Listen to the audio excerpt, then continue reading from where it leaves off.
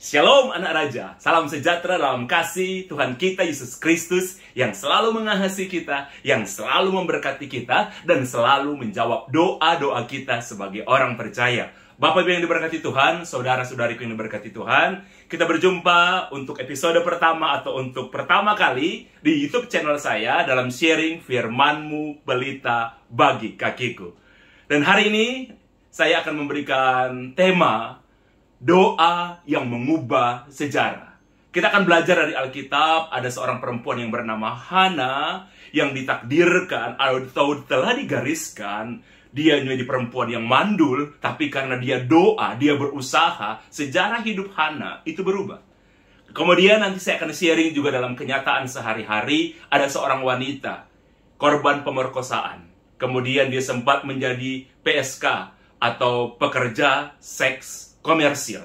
Kemudian saudara akhirnya dia diubahkan, akhirnya dia jadi seorang pengusaha karena dia berjumpa dengan Yesus. Jadi kita akan belajar dari Alkitab, doa yang mengubah sejarah Hana, dan dalam kenyataan kehidupan, doa yang mengubah sejarah seorang PSK menjadi seorang pengusaha. Mari sama-sama kita akan buka perhatikan firman Tuhan hari ini yang saya ambil dalam 1 Samuel pasal yang pertama, ayat yang 5 sampai ayat yang ke-11. Sekali lagi, 1 Samuel pasal yang pertama, ayat yang ke-5 sampai ayat yang ke-11. Demikian firman Tuhan mengatakan, meskipun ia mengasihi Hana, ia memberikan kepada Hana hanya satu bagian, sebab Tuhan telah menutup kandungannya.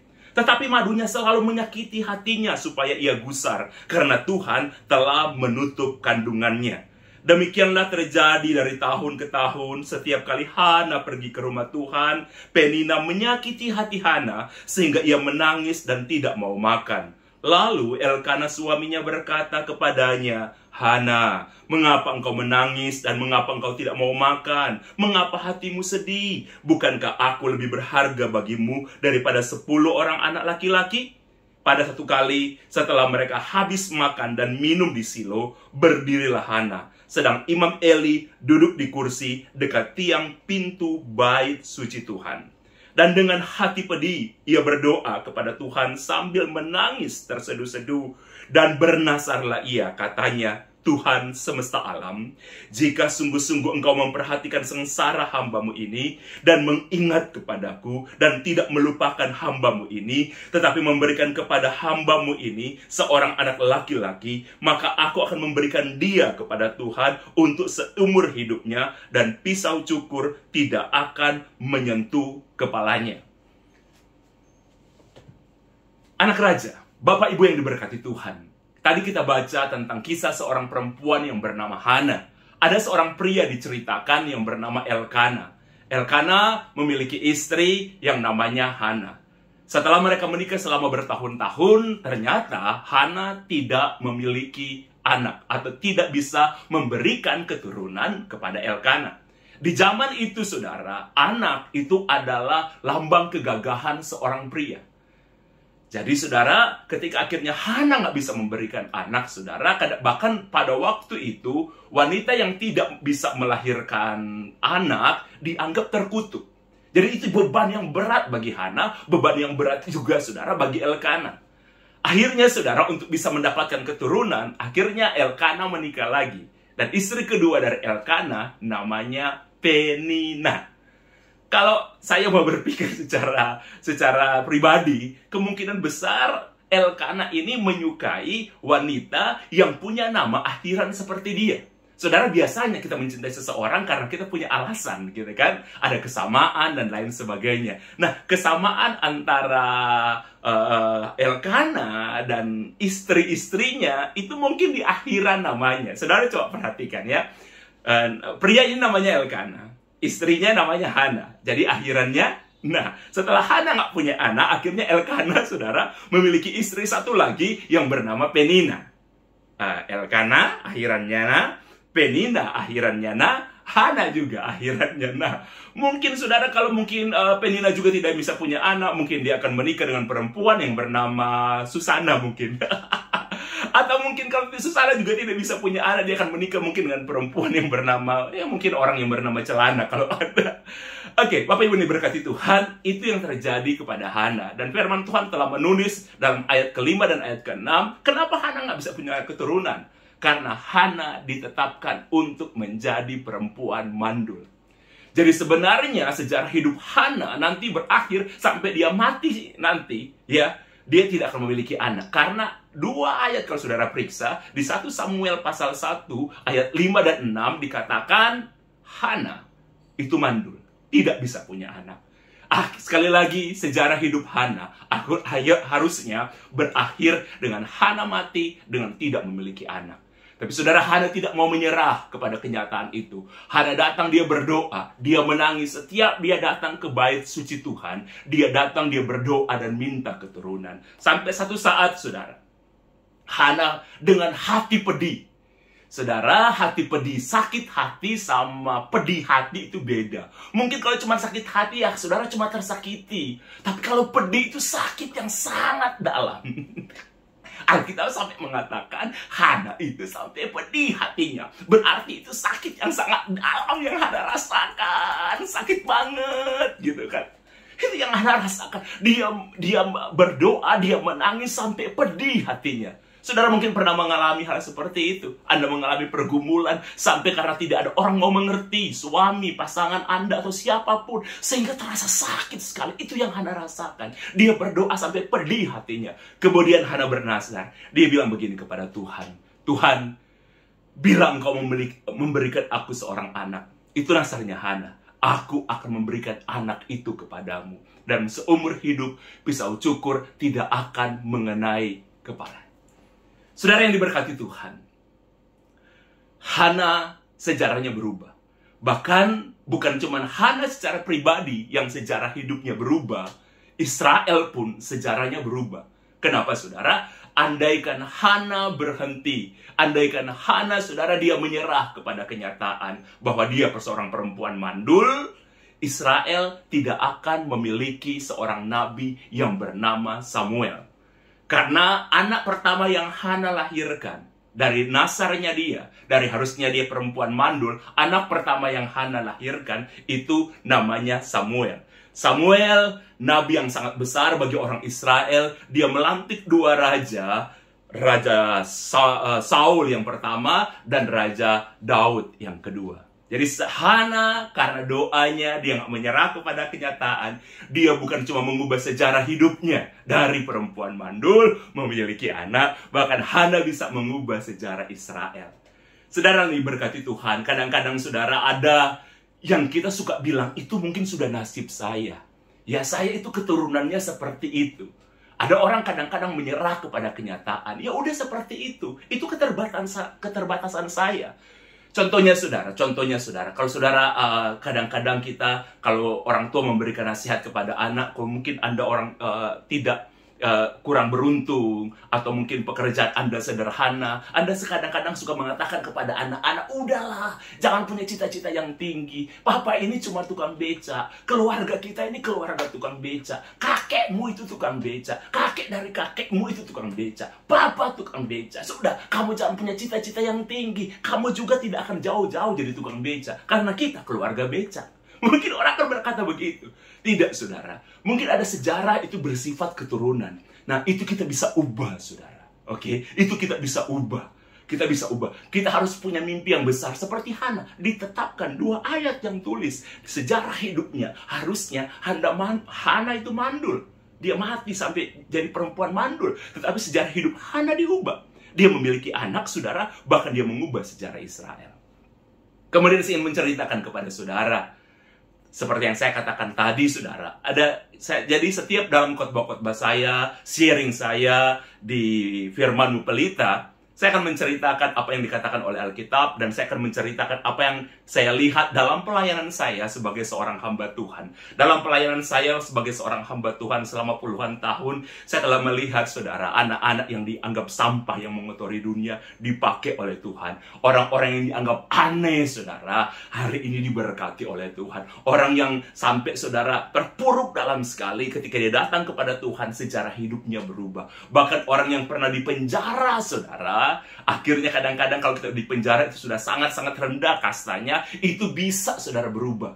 Oke? Itu bisa berubah. Nah, hari ini saya ingin menceritakan kepada semua anak raja dimanapun berada. Saudara, satu kali di tahun 2001, kami punya persekutuan doa bersama teman-teman saudara yang kami beri nama G-Army. G-Army itu sendiri, saudara, yang ada di Surabaya waktu itu, merupakan cabang dari persekutuan doa anak muda yang pusatnya ada di Jakarta. Dan Tuhan memberikan visi waktu itu kepada salah seorang pendeta yang sampai hari ini tetap luar biasa. Dipakai Tuhan dengan penuh urapan. Saya sebut dengan penuh kasih dan hormat Bapak Pendeta Pastor Gilbert Lumoindung. Beliaulah saudara yang mendapatkan visi untuk mendirikan wadah bagi anak muda pada waktu itu yang bernama G-Army, Jesus Anointing Young Army. Salah satu moto dari G-Army saudara itu menjangkau yang tidak terjangkau. Jadi pada tahun 2001, tepatnya di bulan Februari, saudara, tepatnya di bulan Februari, 16 Februari, G-Army Surabaya, saudara, mengadakan sebuah acara yang kami beri nama, saudara, Show Your Love. Dan acara ini ingin menjangkau orang yang tidak terjangkau. Dan itu pertama kali ada sebuah KKR, saudara, ada sebuah KKR yang kami jual tiket, saudara, pada waktu itu. 15.000 orang untuk masuk. Dan itu juga mungkin pertama kali, saudara, dalam sejarah kami bikin di Ghost Gate. Kemudian, saudara, mengundang 4 orang artis yang sangat-sangat terkenal pada waktu itu. Pertama, seorang artis yang sangat luar biasa, ya, yang punya bakat hebat. Saya sebut dengan penuh kasih juga, almarhum Glenn Fredly. Glenn Fredly waktu itu mau datang, saudara, bahkan dia mau cuma dibayar tiket, ya, dia tidak menarif, saudara. Kemudian ada juga Glenn Fredly, kemudian ada Rio Febrian, kemudian ada Stephen Warna, dan ada seorang saya agak lupa namanya. Waktu itu ada seorang artis juga sinetron yang bermain di sinetron Gerhana. Mungkin saudara ingat, seorang artis laki-laki yang tampangnya Indo-Indo. Jadi 4 mereka itu yang datang. Dan luar biasa, saudara, kami jual tiket sampai penuh. Bahkan, saudara, menimbulkan kehebohan pada waktu itu. Dan banyak orang yang datang, saudara. Saudara, salah satu yang datang yang kebetulan saya layani pada waktu itu, saudara, Ghost Gate waktu itu penuh, saudara. Ghost Gate pada waktu itu penuh. Kami bikin acaranya, khotbahnya hanya 15 menit. Yang lain itu, saudara, performan artis, kemudian ada game, ada permainan. Khotbahnya, ibadahnya boleh dikatakan nyaris cuma 15 menit, tapi itu menyentuh banyak orang. Karena memang saya belajar, saudara, dalam segala hal, apapun acara, kalau kita sebut acara rohani, saudara, yang penting kalau ada Tuhan di dalamnya, saudara. Ya, kemasan itu penting, tapi kalau ada Tuhan di dalamnya, saudara, ada hadirat Tuhan, akan lain hasilnya. Nah, saudara, di acara itu, saya bertemu dengan seorang wanita. Ketika itu, dia berumur 35 tahun. Dan akhirnya setelah saya melayani dia mengatakan sebenarnya motivasi dia untuk datang di acara itu sebenarnya. Dia juga nggak tahu, karena waktu itu, selebaran yang dibikin, saya ingat waktu itu ada seorang teman saya yang namanya Denny Kojiro. Dia membuat selebaran itu bagus sekali, saudara. Jadi kalau sekarang kan Korea yang sedang sangat terkenal, tapi pada waktu itu, saudara, yang paling sangat terkenal, saudara, itu Jepang. Dan salah satu artis yang sangat naik daun pada waktu itu, kalau saudara mungkin hidup di muda di saat itu, ya, Ayumi Hamasaki. Jadi di pamfletnya itu, di poster-posternya yang dipasang oleh salah seorang yang desain itu, wajah Ayumi Hamasaki, kemudian perayaan Valentine, kemudian judulnya, temanya Show Your Love. Jadi kadang-kadang, saudara, orang nggak berpikir itu acara rohani. Termasuk ibu yang berusia 35, wanita yang berusia 35 tahun ini. Dia datang di acara itu, saudara. Dia bilang sama saya pada akhirnya, dia bilang, saya datang ke sini sebenarnya untuk mencari pelanggan. Maksudnya, ibu, kira-kira bahasa itu yang dia pakai, ya. Dia bilang begini, saya ini seorang pelacur, Pak. Wah, saya kaget, saudara. Dia bilang, saya nggak tahu ternyata kalau ini acara pada akhirnya acara rohani, ada nilai gerejanya. Tapi dia bilang begini, di sepanjang acara ini saya nggak tahu orang ketawa, termasuk ketika Bapak juga nge-MC buat permainan, semua orang ketawa. Tapi ada juga banyak orang, Pak, yang saya perhatikan yang menangis. Karena hadirat Tuhan, saudara, itu kuat sekali pada waktu itu. Hadirat Tuhan, saudara, sangat-sangat kuat pada waktu itu. Nah, saudara yang diberkati Tuhan, ibu itu mengaku dia seorang pelacur. Kemudian saudara, dia cerita sama saya. Ya, pada ketika saya melayani dia selanjutnya, saudara, akhirnya dia cerita kepada saya. Ketika dia berusia 9 tahun, papa mamanya waktu itu dia masih tinggal di desa, papa dan mamanya itu bercerai. Dia disuruh pilih, kamu mau ikut papa atau ikut mama? Dia bilang sama saya, pada waktu itu saya pikir karena papa saya pemabuk, suka pukul mama. Akhirnya saya berpikir, saya nggak ada masa depan kalau ikut papa. Jadi saya berpikir, lebih baik saya ikut mama saya, Pak Pendeta, waktu itu. Kemudian dia bilang, semuanya baik saja walaupun hidup kami susah. Nah, dari usia 9, 10, 11, dia bilang, mama masih hidup sendiri, 12, 13. Di usia ke-14 tahun, saudara, mamanya memutuskan untuk menikah lagi. Dan dia senang karena dia pikir dia akan memiliki papa baru yang dia lihat awalnya calon papanya ini orang pria yang sangat baik. Tapi dia bilang justru di usia 14 tahun akhirnya dia dan mamanya pindah ke rumah papanya, dan papanya juga baru ini seorang duda. Kemudian akhirnya dia pindah di rumah itu dan bilang gini, itulah awal bencana dalam kehidupannya. Karena dia cerita, satu hari papa tirinya masuk kamarnya dia dan memperkosa dia di usia 14 tahun. Dia bilang yang mengambil keperawanan saya pertama kali itu papa tiri saya. Nggak cukup. Dia bilang begini, malam berikutnya, satu hari, karena di rumah itu ada pamannya dia juga, paman tirinya masuk kamarnya dia dan memperkosa dia. Dia bilang nggak cukup, Pak Pendeta. Satu malam lagi dia bilang, kakak tirinya, dia punya kakak tiri, saudara, masuk kamarnya dia dan memperkosa dia. Dia mengatakan kepada saya, 3 pria ini, itu bergantian memperkosa dia. Kalau misalnya malam Senin, papa tirinya, malam Selasa, paman tirinya atau kakak tirinya, demikian pun dengan malam Rabu. Seperti itu, saudara, seperti itu. Bahkan dia katakan ketika pun dia dalam keadaan menstruasi, dia tetap dipaksa untuk melayani nafsu papa tirinya, kakak tirinya, atau paman tirinya. Itu berlangsung, saudara, dia sangat tersiksa, dan dia bilang begini sama saya, yang saya sedih, Pak Pendeta, mama saya tahu, tapi mama saya diam, karena mama saya nggak bisa berbuat apa-apa. Sehingga dia cerita sama saya ketika dia berusia 17 tahun, satu hari, dia ditawarkan oleh seorang yang datang dari kota Surabaya ke desanya dia untuk bisa bekerja di Surabaya. Dia bilang sama saya, dia tahu kemungkinan besar dia tidak akan dipekerjakan di restoran. Bukan, tidak, atau dipekerjakan yang layak. Tapi dia bilang, saya tahu kemungkinan besar seperti cerita-cerita orang pada umumnya, saya akan dijadikan sebagai pekerja seks komersil atau sebagai seorang pelacur, istilahnya pada waktu itu. Tapi saudara, dia bilang begini, dia mau. Tanpa pamit kepada papanya, tanpa papa tirinya kepada mamanya, dia pergi dengan orang ini dan dia datang ke Surabaya. Dan saudara tahu, dia bilang akhirnya dia memang dijadikan sebagai PSK, pekerja seks komersil. Dari usia 18 tahun, dia mulai dijadikan PSK. Awalnya dia bilang dia nggak melayani sembarangan, dia hanya melayani orang-orang tertentu. Jadi dari usia 18 tahun sampai usia 28 tahun, dia melayani, saudara, seperti itu. Dia menjadi seorang PSK panggilan khusus. Sampai saudara lama-kelamaan makin sepi yang panggil dia. Jadi ketika dia masih muda, saudara 18, 19, 20, 21, 22, banyak saudara yang di booking. Sampai akhirnya mulai menurun di usia 25, sampai usia 28, udah jarang yang booking dia. Kemudian saudara dia dilepas dari tempat itu, kemudian dia beralih ke salah satu pusat pelacuran terbesar salah satu pusat terbesar di Asia Tenggara pada waktu itu, yang sekarang sudah ditutup, ya, yang disebut dengan Gang Doli. Menteri Sosial kita yang dulu adalah seorang wali kota, dia seorang hebat luar biasa, ya Bu Risma, beliau yang berhasil menutup tempat itu. Nah, ibu itu, saudara, sempat di sana dari umur 28 sampai umur 30 tahun. Ya, ada 2 tahun dia di sana. Kemudian akhirnya dia pindah lagi di tempat saudara yang lebih turun lagi.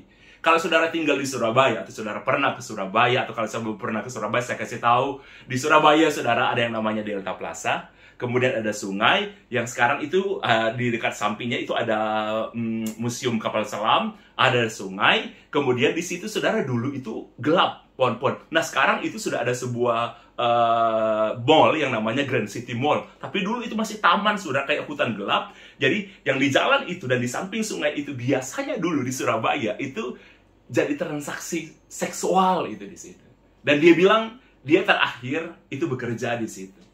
Dia menjual diri, mencari pelanggan itu di situ. Dia cerita sama saya. Ya, saya juga nggak pernah menyangka. Dia bilang dia dibayar antara 3.500 sampai 15.000. Sebegitu, saudara, harganya seorang manusia untuk bisa bertahan hidup.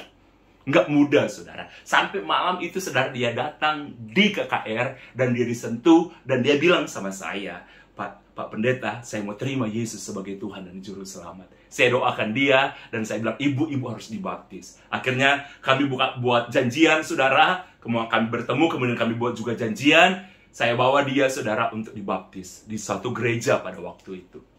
Saudara, saya ingat sekali ya ketika dia keluar dari kolam baptisan, saudara. Ketika dia keluar dari kolam baptisan, saya sambut dia. Setelah dia dibaptis, Tuhan taruh di hati saya untuk berbicara kepada ibu itu. Saya bilang kepada ibu itu, ibu, mulai hari ini, ibu adalah pahlawan, bukan pelacur lagi. Kemudian, saudara, selama beberapa waktu, dia selalu saya doakan. Satu kali, saudara, saya bicara kepada ibu itu. Ibu harus keluar dari kota Surabaya. Ibu harus keluar dari sini. Karena ini kota trauma bagi ibu. Saya nggak tahu kenapa Tuhan taruh seperti itu di hati saya. Dan saya bilang kepada ibu itu, ibu berdoa. Di kota mana Tuhan akan bawa ibu? Saudara, akhirnya ibu itu berdoa, dia berdoa. Satu kali dia telepon saya dan diberitahuan kepada saya, Pak Pendeta Nixon, Tuhan seperti ada kata-kata, seperti ada di otak saya, di pikiran saya, berbicara kota ini. Saya nggak perlu sebut nama kotanya, saudara. Ya kan, di kota ini. Tuhan bicara. Saya katakan sama ibu itu, ibu pernah ke kota itu? Karena ini di luar Jawa, saudara. Dia harus pergi ke luar Jawa. Belum pernah. Ibu mau? Saya mau. Karena itu ada suara yang berbicara seperti itu. Di pikiran saya, di telinga saya, di hati saya. Saudara, kalau ibu sudah siap, bilang sama saya. Satu kali, saudara, dia telah siap. Saya bilang, ibu datang nanti ke tempat saya. Dia datang, saudara, di kos-kosan saya waktu itu masih kos, saudara. Kemudian saya ingat sekali, saudara, dia mengingatkan saya setelah saya lama kan ketemu dengan dia. Saya memberikan dia uang 675.000. Dia menangis pada waktu itu. Dia bilang sama saya, Bapak orang laki-laki pertama yang memberikan uang sama saya tanpa pakai saya. Saudara, haleluya, saudara. Akhirnya dia berangkat. Saudara, setelah itu saya kehilangan kontak dengan ibu ini. Dia berangkat di kota di mana yang Tuhan taruh di sana. Dia cerita sama saya, saudara. Akhirnya nanti sekian tahun saya ketemu dia, tapi saya mau cerita urutannya dulu. Saudara, selama dia ternyata ada di kota di mana yang Tuhan di sana, dia nggak tahu, dia nggak kenal siapapun. Dia keliling kota itu, saudara, setiap waktu, setiap hari, saudara. Kalau ada orang yang beribadah, ada depan gereja, saudara, selesai orang beribadah, dia akan dekati orang-orang itu dan dia akan mengatakan begini, saya dari Jawa, tolong saya berikan pekerjaan, saya menjadi pembantu atau apa saja. Tidak ada orang yang terima dia.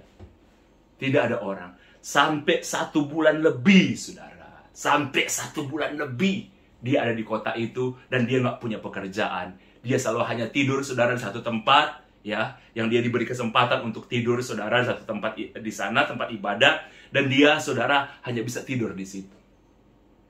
Dan tiap hari, saudara, dia mencari pengharapan supaya orang bisa menolong dia. Tapi tidak ada pertolongan bagi dia. Sampai satu kali dia cerita, saudara, kepada saya. Satu kali dia nekat, saudara, pagi-pagi. Dia datang di sebuah gereja. Dia masuk di gereja itu. Dia lihat, saudara, ada orang yang sedang sapu-sapu gereja. Dia minta tolong kepada orang itu. Dia peluk kaki orang itu. Dia begini, tolong saya. Karena dia sudah habis uang, saudara. Tolong saya, tolong saya. Ternyata itu, saudara, bukan pendetanya. Akhirnya ada pendeta yang keluar. Hei, ada apa? Ibu itu cerita, oh dia ternyata salah, bukan pendetanya. Akhirnya pendeta, saudara, yang keluar itu, dia peluk kaki pendeta itu. Dia jongkok, dia peluk kaki pendeta itu. Bilang gini, Pak Pendeta tolong saya. Pak Pendeta itu, saudara, kan nggak ngerti. Jadi katanya Pak Pendeta bilang begini sama saya, hey, lepas. Dia nggak mau lepas. Pak Pendeta sampai marah sama, hey, lepas. Ibu itu bilang begini, saya cuma ingat firman Pak Pendeta Nixon yang bilang begini. Jangan kau lepaskan sebelum kau mendapatkan. Sebelum engkau mendapatkannya. Agak salah dia menerjemahkan, saudara. Tapi saudara tahu dia bilang, dia nggak mau lepas. Tapi akhirnya karena pendeta itu marah, karena dia nggak mau lepas kaki pendeta itu, dia diludahi oleh pendeta itu. Saudara, dia akhirnya lari, dia pulang, dan dia bilang begini sama saya. Pada waktu itu dia bilang begini, saya kecewa jadi orang Kristen. Kenapa Tuhan tidak tolong saya? Dan dia bilang pada saya waktu itu, Pak Pendeta Nixon tahu, pada waktu itu akhirnya dia bilang, saudara, saya mau jadi pelacur lagi. Pasti masih ada orang yang mau pakai saya, berapapun harganya, murah pun tidak apa-apa. Tapi dia bilang, ketika satu malam itu, dia keluar dan dia berniat, saudara, untuk menjual diri lagi. Dia ingat kata-kata yang pernah saya sampaikan ketika dia keluar dari kolam baptisan. Ibu, mulai hari ini, ibu pahlawan, bukan pelacur. Saudara, dia bilang di jalan, dia bilang begini, saya pahlawan, bukan pelacur. Saya pahlawan, bukan pelacur. Saudara, saya singkat saja cerita kepada saudara. Saudara, lama saya nggak ketemu dengan dia. Makanya ini saya menceritakan apa yang dia ceritakan ulang sama saya. Satu kali, saudara, ada telepon yang masuk sama saya. Kemudian ada suara itu berbicara, ini Pak Pendeta Nixon. Ya, Pak Pendeta, kapan ada di Surabaya? Kalau Pak Pendeta nggak pelayanan, saya ingin ketemu dengan Pak Pendeta di Surabaya. Mungkin Pak Pendeta lupa sama saya, tapi saya tidak akan lupa dengan Pak Pendeta.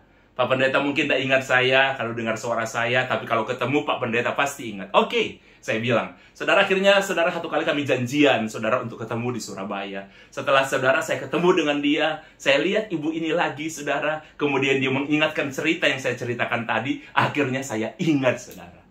Saya ingat. Dia bilang begini sama saya, Pak Pendeta Nixon, saya berani ketemu dengan Pak Pendeta Nixon karena apa yang Pak Pendeta Nixon bilang pada waktu tahun 2001, Pak Pendeta Nixon bilang begini, saya bukan pelacur, tapi saya pahlawan. Itu sudah terjadi. Jadi singkat ceritanya, saudara, dia bertahan. Dia tetap percaya. Akhirnya Tuhan bentuk dia. Tuhan pertemukan dia dengan orang-orang baik. Tuhan mempertemukan dia dengan waktu-waktu yang baik. Sehingga akhirnya dia menjadi seorang pelaku usaha. Bahkan saudara, dia bisa memberikan perpuluhan ketika dia ketemu dengan saya 30 juta satu bulan.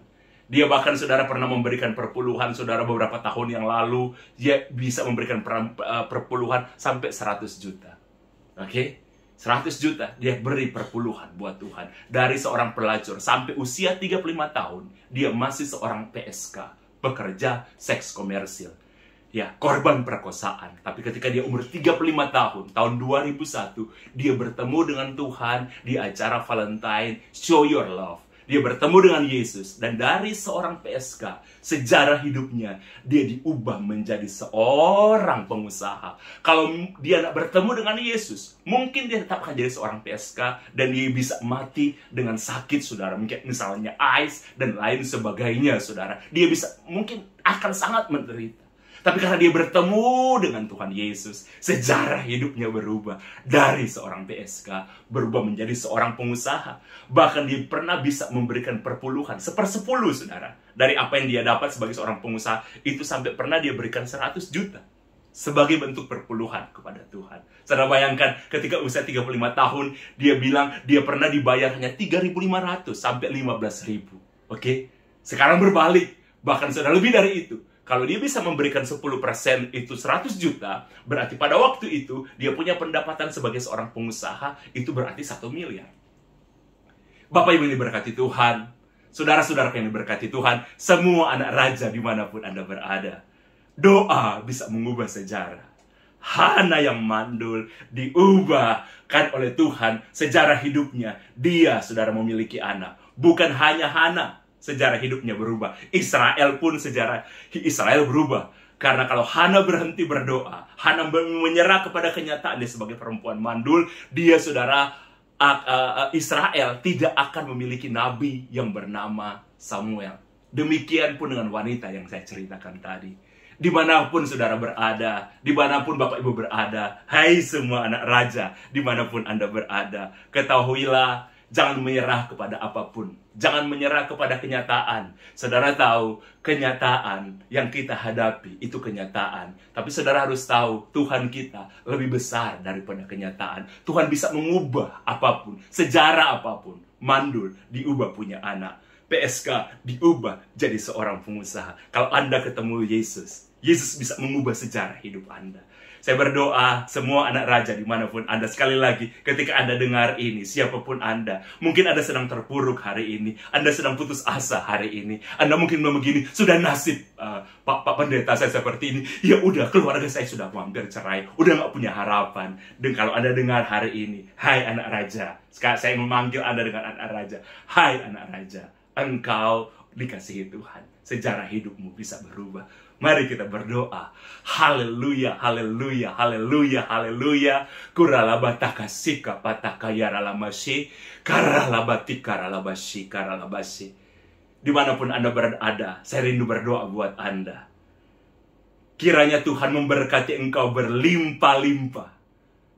Dan Tuhan akan memperluas pekerjaanmu, memperluas karirmu, memperluas segala yang kau miliki, usahamu, pekerjaanmu diperluas oleh Tuhan.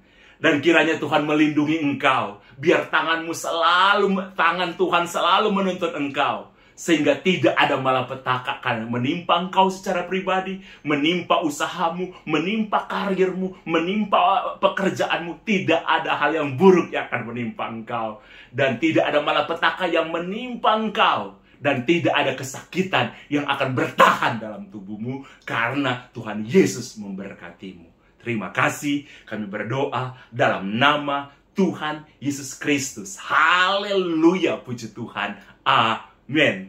Hai anak raja, dimanapun Anda berada, kita akan jumpa lagi di episode yang berikutnya di Firman-Mu Pelita. Tuhan memberkati kita semua. Shalom anak raja.